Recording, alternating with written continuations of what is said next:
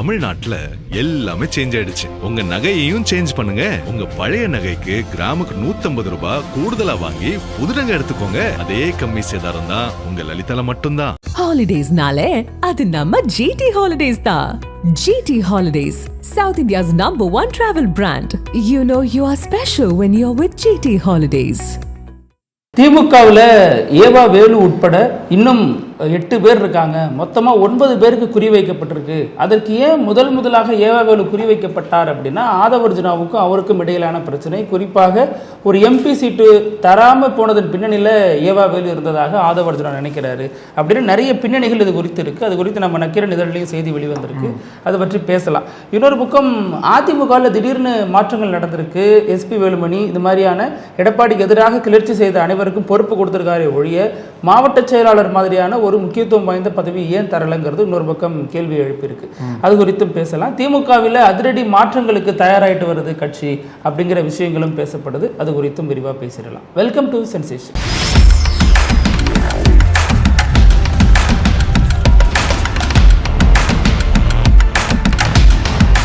வணக்கம் பிருத்திவி. வணக்கம் அழகு. ஏவா வேலுவை டார்கெட் பண்ணியிருக்காங்க தாவேக அரசாங்கம். அதாவது வெளிப்படையாக பொதுவான காரணம் என்ன அப்படின்னா, ஏவா வேலு அவரோட ஆட்சி காலத்தில் ஒரு அமைச்சராக இருந்த சமயத்தில் ஊழல் பண்ணியிருக்காரு, வருமானத்திற்கு அதிகமாக சொத்துக்களை குவிச்சிருக்காரு. இது பொதுவான காரணம். நடவடிக்கை எடுக்கிறதுல மாற்றுக்கிறதே கிடையாது.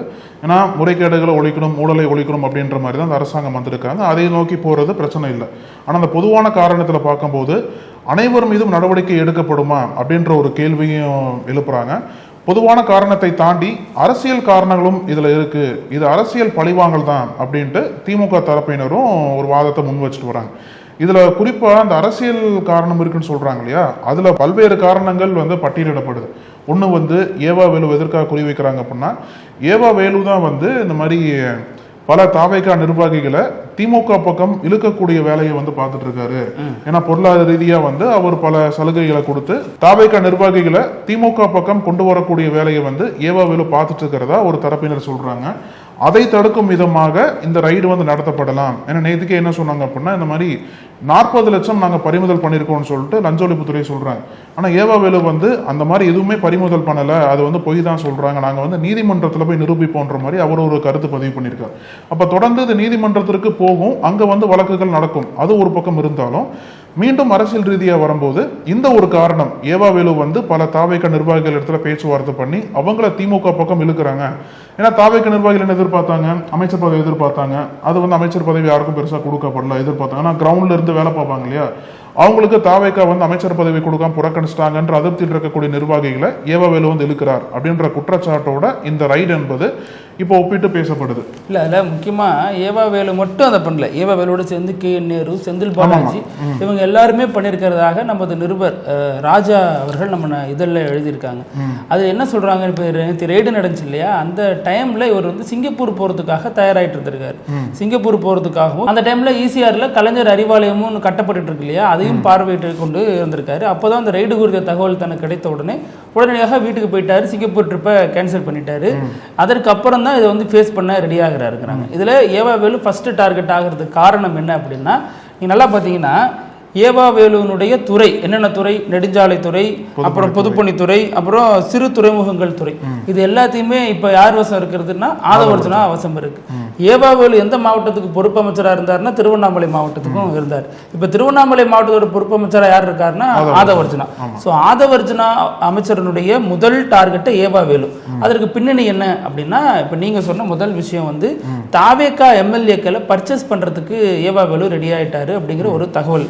ஏன்னா அங்கே அவங்களுக்கு முக்கியத்துவம் தரப்படலை, நேற்று கட்சியில் சேர்ந்தவங்களுக்கு முக்கியத்துவம் தரப்படுது, ஆண்டாண்டு காலமாக உழைச்சவங்களுக்கு, விஜய்க்காக களத்தில் நின்று போராடினவங்களுக்கு, அஜித் ரசிகர்களோட சண்டை போட்டவங்களுக்கு, தேட்டர் வாசலில் பால் ஊற்றினவங்களுக்குன்னு யாருக்குமே முக்கியத்துவம் தரப்படலைங்கிற அதிருப்தி அவங்களுக்கு இருக்கு. அப்போ அந்த மாதிரியா அதிருப்தியில் இருக்கக்கூடிய எல்லாரையும் பர்ச்சேஸ் பண்ணுறதுல இவரும் ஒரு முக்கியமான நபராக இருக்காரு. அதே மாதிரி நேரு, செந்தில் பாலாஜி பேரும் அடிபடுது. அப்போது இது என்ன பண்ணுறாங்கன்னா ஏவா வேலு பிரைமரி டார்கெட்டாக சூஸ் பண்ணுறாங்க. இது மட்டும்தான் காரணமா அப்படின்னா இன்னொரு பழைய பகையும் இருக்குது ஆதவ அர்ஜுனாவுக்கு. என்ன அப்படின்னா அவரை பொறுத்த வரைக்கும் அவர் எம்பி சீட்டு கேட்டுட்டு இருந்தார் இல்லையா, திமுக கேட்டுட்டு இருந்தார். ஆமாம், விசிகாவில் இருந்தும் கேட்டார். விசிகாவில் போயிட்டு தராததுக்கு பின்னாடியில் ஏவா வேலு இருக்காரு அப்படிங்கிற தகவல் அவர் நம்புறதாக சொல்கிறாங்க. அப்போ ஏவா வேலுவால் தான் நமக்கு எம்பி சீட்டு கிடைக்கலங்கிற அந்த பழைய பகை, அதற்கப்புறம் அவர் வகித்த பதவிகள், வகித்த பொறுப்புகள், அவர் என்னென்ன பகுதிக்கு அமைச்சராக இருந்தாரோ அது எல்லாமே அவர் எடுத்துக்கிட்டு நம்ம வெளியிலேருந்து பார்க்குறப்ப உதயநிதிக்கும் இவருக்கு தான் சண்டை, சபரீசனுக்கும் இவருக்கு தான் சண்டைங்கிற ஒரு இமேஜ் தெரியுது. இப்போ அவங்க மேலும் இவங்க வந்து வழக்கு போட தயாராகிட்டு வராங்க. அது அடுத்த கட்ட பிரச்சனை. ஆனாலும் முதல் குறியா ஏவா வேலுவை தேர்ந்தெடுத்ததுக்கு பின்னணியில் இந்த எம்பி சீட்டும் இந்த பொறுப்பு பதவியும் எம்எல்ஏக்களை பர்ச்சேஸ் பண்ணுற பிளான் இருந்ததாக சொல்கிறாங்க. அப்போ இதற்கு பின்னணியில் இப்படி ஒரு திட்டம் இருந்திருக்கு. அதனால தான் இவங்க இந்த மாதிரியான ஒரு முயற்சி செய்கிறாங்க. அது மட்டும் இல்லாமல் இப்படி ஒரு வழக்கு பதிவு பண்ணால் அது வந்து மத்திய அரசு இடி வந்து கண்காணித்து உள்ளே வரும். அதுவும் இதற்கு பின்னாடி ஒரு காரணமாக இருக்குது. கொஞ்ச நாள் நம்ம வழக்கு நடத்திட்டு இடி டேக் ஓவர் பண்ணிடும். அது நம்ம மேலே நேரடி பகையாகவும் மாறாது, நேரடி பழியாகவும் விழாது. நாங்கள் என்ன பண்ணோம், வழக்கு தான் போட்டோம். ஆனால் மெயினாக உள்ள வந்தது ஈடிங்கிற மாதிரி கேஸை மாற்றுறதுக்கும் திட்டங்கள் நடக்கிறதாக சொல்கிறாங்க. அப்போ இதற்கு பின்னாடி இது இருக்குது. இது வந்து ஏவா வேலு வந்து சாதாரண நபர் கிடையாது. திமுகவில் அதிகாரம் பொருந்திய ஒரு நபர். கட்சியில் அவர் வந்து முதலாளி, வாங்க முதலாளி, போங்க முதலாளி, அப்படி தான் சக கட்சி நிர்வாகிகளும் சொல்கிறாங்க. அப்படி தான் அவர் ஒரு பெரிய ஒரு அந்தஸ்தில் உள்ள நபராக இருக்கார். ஸ்டாலின் குடும்பத்தோடையும் நெருக்கமாக இருக்கிறாரு. ஸ்டாலினுடைய வலதுகரமாகவும் இருக்கக்கூடியவராக இருக்கிறார். அப்போ இவர் அசைத்து பார்க்கறது மூலமாக ஸ்டாலினை அசைத்து பார்க்கிற ஒரு முயற்சி தான். ஆனால் அவங்க சொல்லிட்டாங்க, நாங்கள் வந்து இதுக்கெல்லாம் அஞ்சக்கூடிய ஆள் கிடையாது. மிசாவை பார்த்துருக்கோம், சிபிஐ வழக்கை பார்த்துருக்கோம், 2G வழக்கை பார்த்துருக்கோம். அதெல்லாம் தாண்டி நாங்கள் வந்து நிரபராதின்னு ப்ரூவ் ஆகி தான் வெளில வந்திருக்கோம். எங்களை வந்து இதெல்லாம் ஒரு வழக்கா, நீங்கள் வந்து அரசியல் பழிவாங்க நோக்கத்தோட போடுறீங்க, இதெல்லாம் ஒரு வழக்காங்கிற மாதிரி அவங்க டீல் பண்ணுறாங்க. இன்னும் 8 அமைச்சர்கள், முன்னாள் அமைச்சர்கள் இருக்காங்க இந்த குறியில். அனிதா ராதாகிருஷ்ணன், KN நேரு, செந்தில் பாலாஜி, அப்புறம் சிவசங்கர் கூட இப்போ தொடர்ந்து பேசுறதுனால அவரது உதவியாளர்னு ஒருத்தர் அரெஸ்ட் பண்ணாங்க இல்லையா, ஆனால் அவர் உதவியாளர் இல்லைன்னு சிவசங்கர் கொடுத்துட்டாரு. இப்படி தங்களுக்கு எதிராக பேசக்கூடியவங்க, தங்களுக்கு எதிராக கடந்த காலங்களில் கடுமையான விமர்சனத்தை முன் வச்சவங்கன்னு இவங்க பழிவாங்கும் படலத்தை ஆரம்பிச்சிருக்காங்க அப்படிங்கிற விஷயங்கள் இப்போ பேசப்படுது. இப்போ நம்ம வந்து தாவேக அரசாங்கம் எப்படி திமுகவை குறிவைக்கிறாங்கன்னு பேசணும் இல்லையா, இது திமுகவுக்கு ஒரு மிகப்பெரிய பிரச்சனையா மாறப்போகுது. இது வந்து எக்ஸ்டர்னல் ப்ரெஷர். ஆனால் திமுகவுக்கு இன்டர்னல் ப்ரெஷர் இருக்குல்ல, உட்கட்சி பிரச்சனை. உட்கட்சி பிரச்சனையை எப்படி வந்து சமாளிக்கிறது அப்படின்னு தெரியாம திமுக தலைமை வந்து திக்குமுக்காடி தான் நிற்கிறாங்க. ஏன் அப்படின்னா இப்போ சமீபத்தில் அந்த திமுக தோல்விக்கான காரணத்தை கண்டறிய மு.க. ஸ்டாலின் ஒரு குழு போட்டார் இல்லையா. அவங்க பல குழுக்கள் போட்டார். அவங்க வந்து தமிழ்நாடு முழுக்க பயணித்து அந்த காரணங்களை வந்து கண்டறிஞ்சு மீண்டும் திமுக தலைமையிட்டு அறிக்கை சமர்ப்பிக்கிறாங்க. அதில் பல விஷயங்கள் வந்து அவங்க வந்து ரெக்கமெண்ட் பண்ணுறாங்க. இந்த மாதிரி இளைஞர்களை கொண்டு வாங்க அப்படின்ற மாதிரி பல ரெக்கமெண்ட்ல இருக்குது. அதில் பல ரெக்கமெண்டேஷன்ஸ்லாம் இருக்குது. அதில் குறிப்பாக வந்து இளைஞர்களை கொண்டு வர்றது ஓகே, இளைஞர்களை வந்து அரசியல் படுத்தணும், அவங்கள வந்து இன்னும் கொஞ்சம் ஃபோர்ஸாக ஆக்டிவாக வேலை பார்க்கறதுக்கெல்லாம் கட்சிக்கு நல்லது தான். ஆனால் இதில் என்ன ஒரு பிரச்சனைனா, திமுக தலைமைக்கு சீனியர்களை ஓரங்கட்ட வேண்டியது ஒரு பக்கம் திமுகவுக்கு ஒரு மிகப்பெரிய கடமையாக இருக்குது. சீனியர்கள்னா ரொம்ப சீனியர்ஸாக இருப்பாங்கல்ல, பல ஆண்டுகளாக ஒரு பதவியில் இருப்பாங்கல்ல, அவங்கள ஓரம் கட்டுறது ஓகே. ஆனால் 2ஆம் கட்ட சீனியர்ஸ் இருப்பாங்கல்ல, அவங்கள வந்து ஓரம் கட்டாதீங்க அப்படின்ட்டு அவங்களே வந்து அவங்களோட மனக்குமுறலை வெளிப்படுத்துறாங்க. நாங்களே வந்து பல ஆண்டுகளாக ஒரே பதவியில் பயணம் பண்ணிட்டு இருக்கோம், எங்களுக்கு வந்து கட்சியில் பெரிய வளர்ச்சியெல்லாம் கிடையாது, கொள்கைக்காக தான் கட்சியில் நிற்கிறோம். நீங்கள் எங்களையும் ஓரம் கட்டிட்டு நாளைக்கு வந்து இளைஞர்களை முழுசாக மாற்றுறீங்க அப்படின்னா அவங்களோட அனுபவமின்மை வந்து கட்சிக்கு மேலும் ஒரு பலகீனம் ஏற்படுத்தும். நாங்கள் எங்களுக்கு ஒரு பதவியை கொடுங்க, நாங்கள் 20 வருஷமாக கட்சியில் இருக்கோம் அப்படின்னா அதுக்கேற்ற மாதிரி ஒரு பதவியை கொடுத்தீங்க அப்படின்னா எங்களுக்கு கீழே இளைஞர்களை கொண்டு வாங்கன்ற மாதிரி 2ஆம் கட்ட சீனியர்ஸ் வந்து பேச ஆரம்பிச்சிருக்காங்க. முதற்கட்ட சீனியர்ஸ் இருப்பாங்கல்ல, அவங்கள வேணா ஓரம் கட்டுனீங்க. இப்போ துரைமுருகன் போன்ற தலைவர்கள்லாம் வந்து வயோதிகம் காரணமாக செயல்பட முடியல, அவங்கள ஓரம் கட்டிட்டு துரைமுருகன் பதவிக்கு, பொதுச் செயலாளர் பதவிக்கு ஆசால வர மாதிரி பேசிட்டு இருக்காங்க இல்லையா, அது ஒரு புறம் நடக்கட்டும். ஆனா மாவட்டங்கள் ரீதியில பல மாவட்டங்களை பிரிக்க போறதா வர சொல்றீங்க. அதனால 2ஆம் கட்ட சீனியர்ஸோட பெரிய ஒரு மன வருத்தம் என்ன அப்படின்னா, எங்களையும் கவனிச்சுக்கோங்க. இப்ப இளைஞர்கள் சொல்றீங்க இல்லையா, இளைஞர்கள் யாரு, மாவட்ட செயலாளரோட பையன், எம்எல்ஏக்களோட பையன், எம்பிக்களோட பையன், அவங்கள தான் மீண்டும் கொண்டு வர போறீங்க அப்படின்னா கட்சி இன்னும் காலியாகிடும். அதாவது யார் கட்சிக்காக உழைக்கிறாங்க, யார் கட்சிக்காக உழைச்சாங்க அப்படின்ற நபர்களை கண்டறிஞ்சு திமுக அவங்களுக்கு மதிப்பு கொடுத்து அவங்கள உயர்த்து விட்டா மட்டும்தான் வரக்கூடிய தேர்தல்களில் வந்து கட்சி தயாராகுமே தவிர மீண்டும் அடிமட்ட அளவில் போய் வாரிசு அரசியலை தொடர்ந்து பண்ணும்போது இன்னும் திமுகவுக்கு பெரிய பிரச்சனையாக தான் வரும் அப்படின்ற ஒரு கருத்து தான் பல 2ஆம் கட்ட தலைவர்கள் மத்தியில் பெருசாக எழுந்திருக்கு. இதையும் திமுக தலைமை அவங்க கன்சிடர் பண்ணி அவங்களுக்கு ஏற்ற மாதிரி ஒரு பதவியை கொடுக்கணும் அப்படின்ற கோரிக்கையை வந்து தொடர்ந்து எழுப்பிட்டு இருக்காங்க. ஆமாம், இப்போ வாரிசு அரசியல்ங்கிறது தமிழ்நாடு இல்லை, இந்தியா இல்லை, சவுத் ஏஷியா முழுவதும் பரவக்கூடிய ஒரு விஷயம் தான். அதை டிஃபெண்ட் பண்ணுறதை தாண்டி அது அப்படி தான் ஒரு ஸ்ட்ரக்சராக இருக்குது, அப்படி தான் இருக்கிறாங்க. தொண்டர்களும் ஏற்றுக்கிறாங்க, மக்களும் ஏற்றுக்கிறாங்கிறத நம்ம பார்க்க வேண்டிய பார்வை. வரும்போது மட்டும் அது குறித்து கேள்விகள் பெருசாக எழுது. அதனால தான் ராகுல் காந்தி தனது பதவியை ராஜினாமா பண்ணாரு.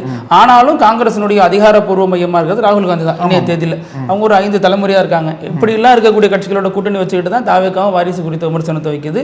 கட்சிக்குள்ளேயும் இப்போ கூப்பா கிருஷ்ணன் அவர் மகனை முன்னிறுத்துறாரு, வெள்ளமணி நடராஜன் அவர் மகனை முன்னிறுத்துறாரு. இப்படி பலரும் இப்போ வந்து முன்னாள் சபாநாயகரோட பையன் தான் இன்னைக்கு லோகேஷ் வந்து அவர் ஒரு அமைச்சராக இருக்காரு. இப்படி பலரும் வந்து சொல்லலாம். ஏன்னா இதுதான் ஸ்ட்ரக்சராக இருக்கு. இதை வந்து நம்ம ஃபுல்ஸா முழுக்க வேற இருக்கலாம் முடியாது. இதுக்குள்ள இருந்துட்டு தான் களமாட வேண்டியதா இருக்கு. இதுதான் நிதர்சனமா இருக்கு. இது ஒரு பக்கம். இன்னொரு பக்கம் பெரிய புரட்சிகரமான ஒரு வசனம், பெரிய புரட்சிகரமான ஒரு நடவடிக்கை, ஒரு முடிவுன்னு பேசக்கூடிய விஷயங்கள் என்ன தெரியுமா? முதியோர்களை ஓரம் கட்டுங்க, இளைஞர்களுக்கு முக்கியத்துவம் கொடுங்க, இளைஞர்களுக்கு முன்னுரிமை கொடுங்கன்னு சொல்ற அந்த கோஷமே ரொம்ப ஒரு பிற்போக்குத்தனமான ஒரு கோஷமாக தான் பார்க்க வேண்டியது. ஏன் அப்படின்னா, இப்போ இளைஞர்களுக்கு முக்கியத்துவம் தரணுமா? ஆமா தரணும். ஆனால் அதுக்காக முதியோர்களை பின்னாடி தள்ளணுமா அப்படின்னா அது யோசிக்க வேண்டிய விஷயம்.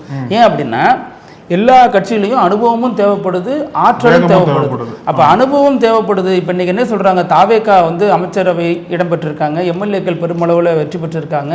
ஆளும் கட்சியா மாறின பிறகு சட்டமன்றங்கிறது இளையோர்கள் கூடாரமா இருக்கு, முதியோர்கள் கூடாரமா இல்லைன்னு அமைச்சர்லாம் சொல்லியிருந்தார் இல்லையா? ஆனா அந்த சட்டமன்றத்தினுடைய சட்டசபை சபாநாயகராக இருக்கிறவர் யாரு? ஜே.சி.டி. பிரபாகர். அவர் என்ன இளைஞரா? அவர் ஒரு வயசை கடந்த ஒரு அனுபவம் உள்ள ஒரு அரசியல்வாதி. அவை முன்னவர் யாரு? செங்கோட்டையன். அவர் என்ன வந்து இளைஞரா? அவரு பழுத்த அரசியல்வாதி, அவர் அனுபவம் உள்ள ஒருத்தர். கட்சியினுடைய பொதுச் செயலாளர் புசி ஆனந்த், அவர் என்ன பெரிய 22 வயசு தான் ஆகுதா? அவரும் ஒரு அனுபவஸ்தார். கட்சியில அதற்கு முன்னாடி இயக்கமா இருந்த பொழுது அனைத்தையும் கட்டி காத்து அதற்காக ஒர்க் பண்ண ஒரு நபர். விமர்சனங்களை தாண்டி அந்த இயக்கத்துக்காக தன்னை அர்ப்பணிச்சு கொண்ட ஒரு நபர். அவ்வளவு ஏங்க, முதல்வர் விஜய் இன்னும் இளைஞரா? 52 வயது, அரை நூற்றாண்டை தாண்டி அவருக்கு ஒரு அனுபவம் இருக்கு. அது சினிமாவில் இருக்கலாம், விஜய் மக்கள் இயக்கத்தில் இருக்கலாம், ஆனாலும் அவருக்கு ஒரு அனுபவம் இருக்கு. ஏன்னா 22 வயசு பையனை போய் சிஎம்மா போட போறது இல்லை. அதனால இந்த வாதமே ஒரு சொத்தை வாதமாக தான் பார்க்க வேண்டியது. இப்ப கலைஞர் இத்தனை ஆண்டு காலம் வந்து முதல்வராக இருந்தாரு, வயது மூப்புனால அவர் எதுவும் செய்ய வேண்டிய விஷயம் செய்யாம போனாரா? வீல் சேர்லயே வந்து அங்க வந்து பாதிக்கப்பட்ட மழை வெள்ளத்தால பாதிக்கப்பட்ட மக்களையும் பார்வையிட்டு இருக்காரு. அரசியல் விமர்சனங்கள் வைக்கலாம், ஆனா எப்போ ஒருத்தவங்க முதியவங்க அப்படிங்கிற அடிப்படையில் அவங்கள நம்ம தள்ளி வைக்கலாம் அப்படின்னா அவங்களே தன்னை வந்து செயலிழந்து போறாங்க, அவங்களால செயல்பட முடியல, ஒரு இடத்துக்கு வர முடியல, சிந்திக்க முடியல, ஒரு ஆக்டிவான பாலிடிக்ஸ்ல இருக்க முடியல. அவங்க விரும்பினா அவங்க போறது ஒரு விதம், அல்லது கட்சியினர் ஓரங்கட்டி வைக்கிறது அது வேறு விதமான அரசியல். ஆனா வயசாயிடுச்சுங்கிற ஒரே காரணத்துக்காக ஒருத்தவங்களை தள்ளி விடுறது அப்படின்னா, நம்ம வீட்டுல அப்பா இருப்பாங்க, நம்ம வீட்டுல தாத்தா இருப்பாங்க, எல்லா குடும்பத்திலையும் இப்படிதான் ஒரு குடும்பங்கிறது இருக்கும். அது மாதிரி தான் தமிழக சட்டசபைங்கிறது அப்படிதான் இருந்தாதான் அனைத்து தரப்பு மக்களுக்கும் தெரியும். இப்போ இளைஞர்கள் இருந்தா வயதானவர்களுடைய பிரச்சனை என்னங்கிறது இளைஞர்களுக்கு தெரியாது.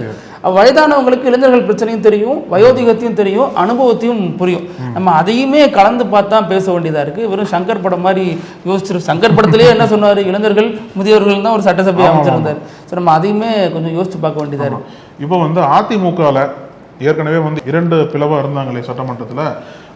ஒரு பிளவு எஸ்பி வேலுமணி தலைமையில் புரட்சி பண்ணாங்க.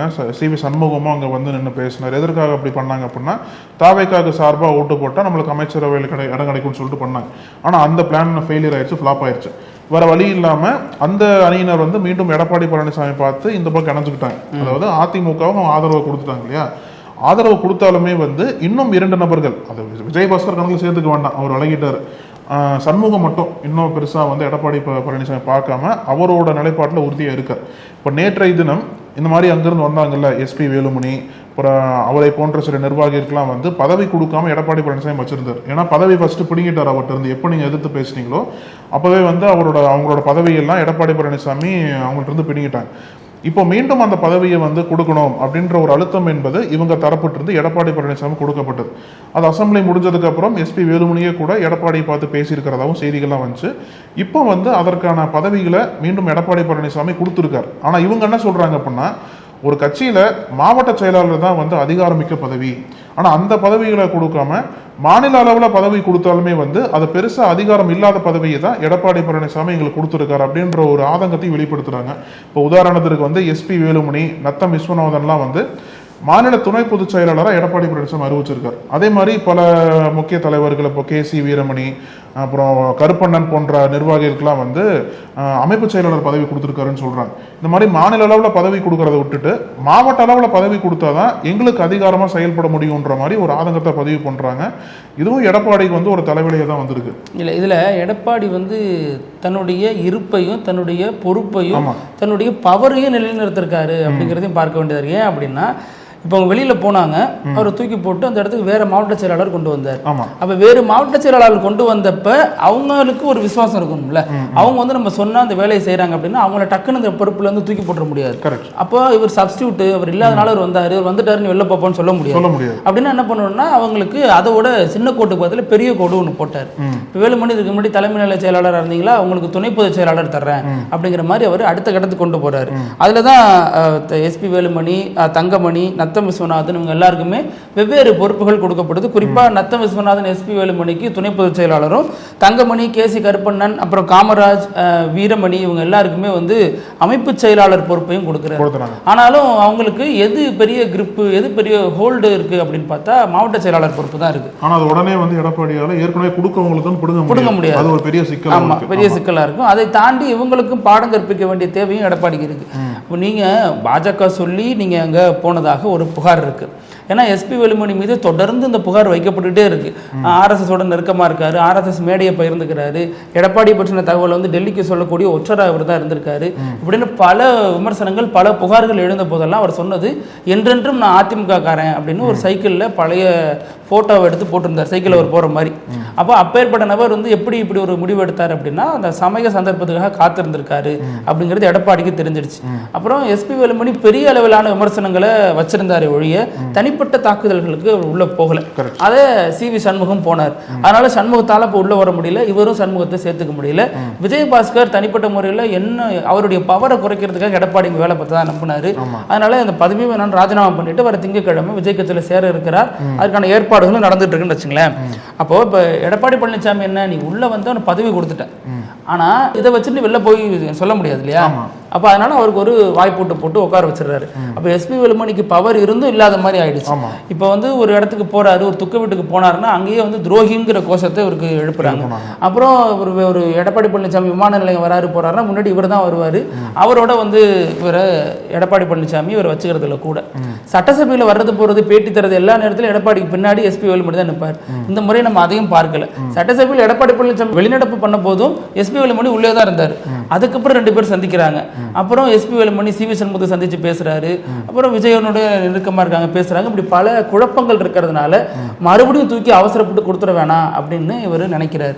அப்புறம் போனாங்கன்னா வெளில போனாங்கன்னா இத்தனை மாவட்ட செயலாளர்கள் அதிமுக இருந்து வெளியேறுகிறார்கள் தகவல் வரும். அது மறுபடியும் நமக்கு தலைவலியா மாறும் அப்படிங்கிறது எடப்பாடியினுடைய ஒரு பார்வை. அதுல அவர் ஓரளவுக்கு ட்ரை பண்ணியிருக்காரு. அடுத்து என்னன்னா சசிகலா, டிடிவி தினகரன் உள்ள வரதுக்கான ஏற்பாடுகளும் நடந்துட்டு இருக்கு. அது வந்து டெல்லி தலைமையும் பெரிய அளவுல அதை கண்டுக்கிறது இல்லை. ஏன்னா இதுக்கு பாஜக தலைமை மாநிலத்தை பிரச்சனையே பெரிய பிரச்சனையா போயிட்டு இருக்கு. இதுல நம்ம எதுக்கு அவங்கள போய் உடைக்கணும்? இப்போ இருக்கிற சூழலுக்கு எடப்பாடி இருந்தா நமக்கு பெட்டரா இருக்கும்.